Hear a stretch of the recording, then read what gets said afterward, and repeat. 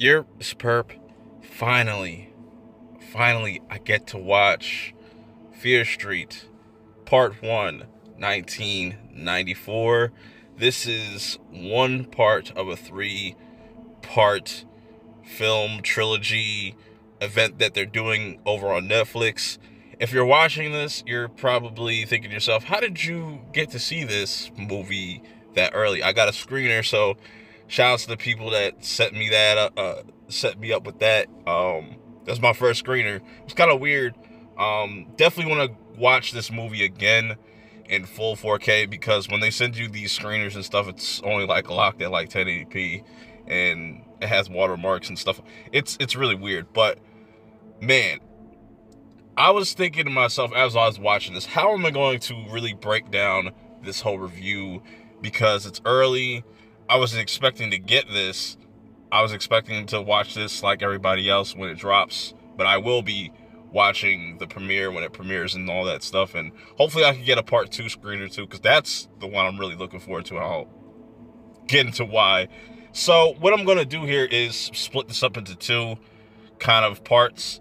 First part is going to just kind of give you my gist of the whole entire series and whatnot, for those that haven't seen this yet, and then later on in this review, I'll kind of dive more into spoilers, because, man, I am very interested to see where this goes for the next two parts.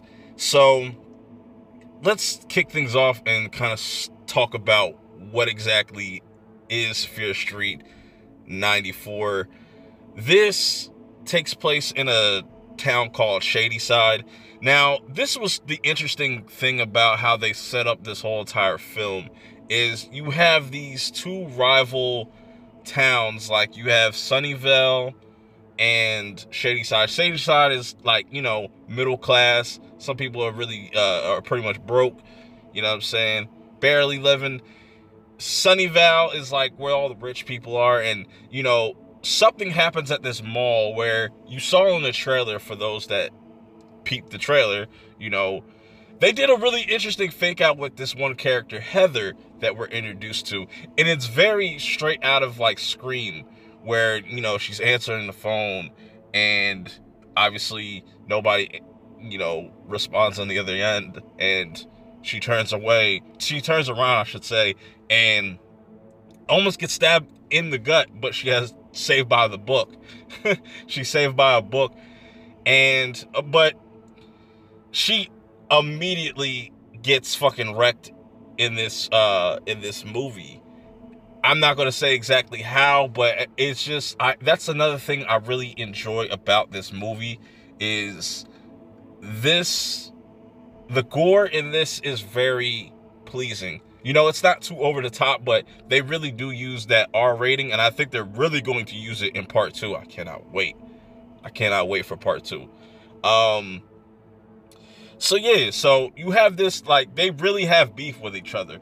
So you have this thing go down in the mall. So they go to pretty much this like memorial, and it's both Shadyside and Sunnyvale, and Sunnyvale people, they don't really care, and it just turns into this whole thing. And this is where things get really interesting, as tensions are brewing between the towns.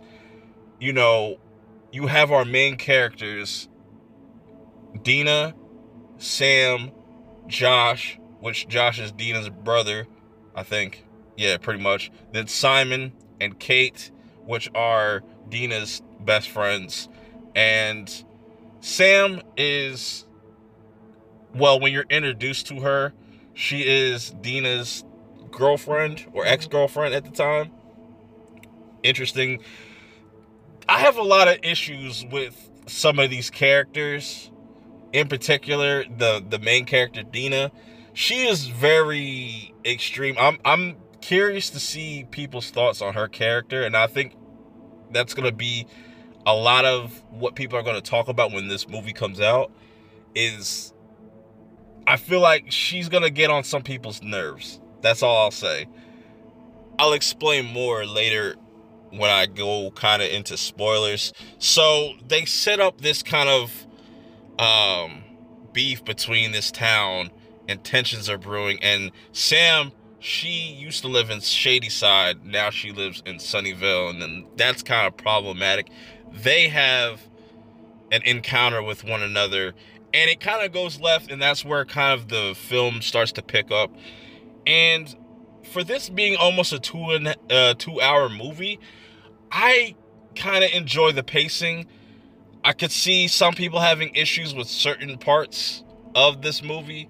It's definitely a teen slasher type of vibe, but they drop F-bombs. You don't gotta worry about that. It's not like CW level, even though there is kind of vibes of that when like certain things of dialogue is going on. Like when characters are speaking to one another, you'll have music playing in the background, where if you would have just took that out and kind of focused on these two kind of like these two characters arguing, whatever the fuck, you know what I'm saying? It would just kind of made things flow better. I don't know. If you see it, you'll probably understand what I'm talking about. So that's pretty much the gist of it. But it's interesting where this story starts, because you're thinking to yourself like, all right, so if they're going back in time with these parts, are they going to just, solve everything in this first movie and then we're just going to see the backstory of everything in part 2 and part 3? No.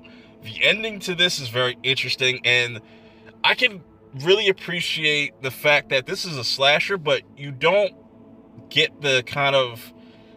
They try to steer away from a lot of the same tropes as those. Like, you have a lot of these characters fighting back. Like, they're scared. Obviously, they're trying to run for their lives at most parts, but they're not afraid to kind of fight back.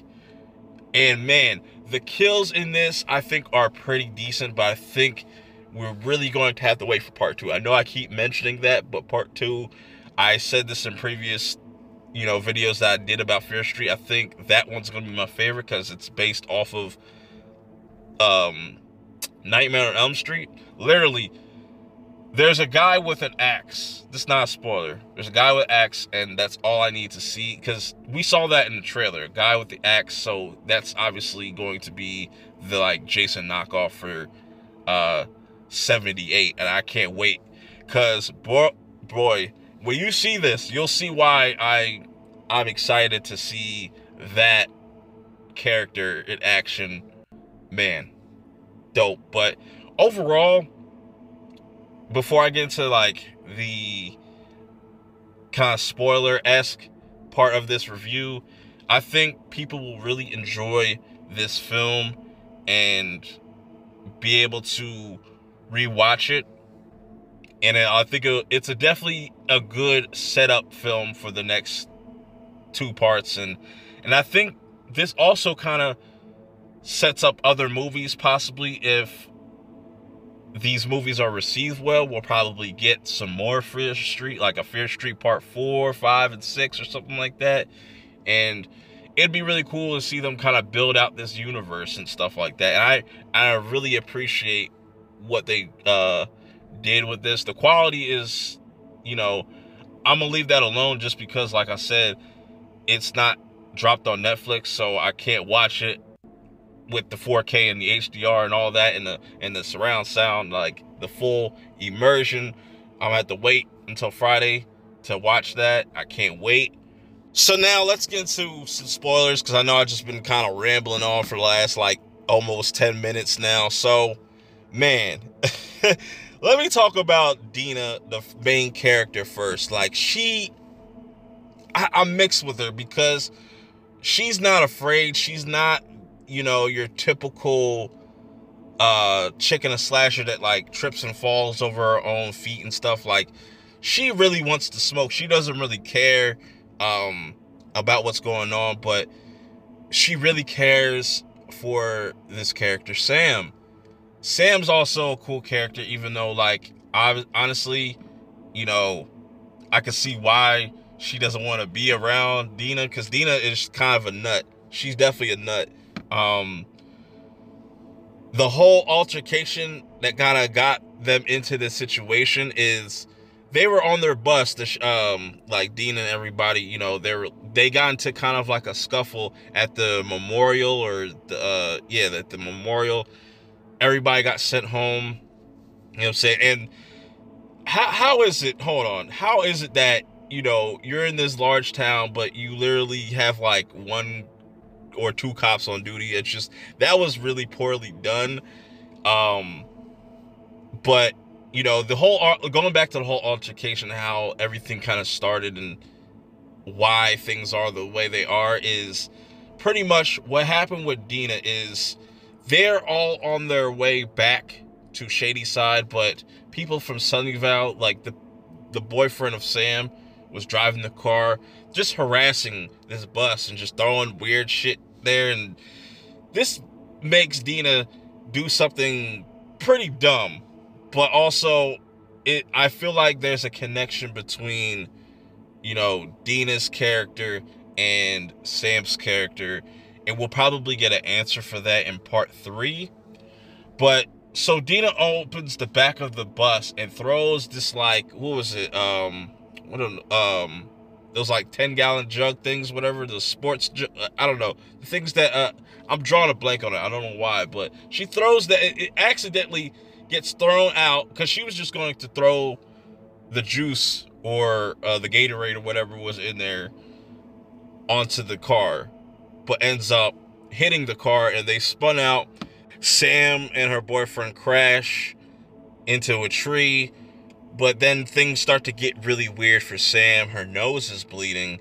She's getting visions of like this woman, or different visions of different things, which I can't wait to see part 3 as well, with the whole witches and stuff. And that's the whole, you know, there's this whole mythos of like a witch and stuff that cursed Shady Side, and that's why it is over there, why the murder rate's crazy and all the crazy stuff happens on Shady Side and stuff. So I think that's pretty interesting.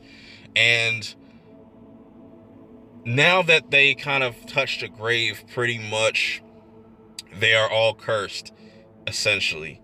And they think the whole solution to get rid of this witch is to kill Sam, because they learn about this survivor from 78, which I can't wait to see how that kind of ties into everything. She survived by dying, and they didn't really look into the details of that. And that's why I really like the ending of this, like the stakes that were there. R.I.P. to Kate, man. Kate was one of my favorite characters. Man, I feel bad for Josh. Josh is definitely a dope-ass character. He's definitely one of the, he's like the brains of the whole group, you know. And I really also like that scene as well, where kind of everybody gets laid besides like Simon. Simon is kind of weird on his own, doing his own thing.